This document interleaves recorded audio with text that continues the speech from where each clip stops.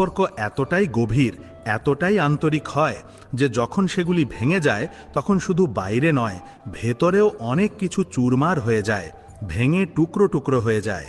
আত্মার ভীতি পর্যন্ত কেঁপে ওঠে এবং ব্যক্তি কিছু সময়ের জন্য নিজেকে চিনতে পারে না, নিজের ভারসাম্য হারিয়ে ফেলে। কিন্তু এই ধরনের গভীর ভাঙন, এই অসহনীয় পীড়াই তোমাকে ঈশ্বরের দিকে পুরি শক্তি দিয়ে ঠেলে দেয়। যখন কোনো পার্থিব অবলম্বন তোমাকে বাঁচাতে পারে না, যখন কোনো মানুষ তোমাকে সামলাতে পারে না, তখন তিনি বাঁচাতে আসেন, তিনি হাত ধরতে আসেন, যাকে তুমি হয়তো বছরের পর বছর ভুলে গিয়েছিলে, যাকে তুমি অবহেলা করেছিলে।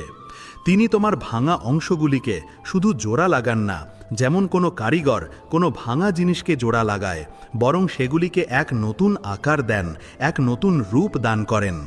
এমন এক দিব্য আকার যেখানে এখন তিনি স্বয়ং থাকতে পারেন, যেখানে এখন তার বাস হতে পারে। এখন সেই খালি জায়গা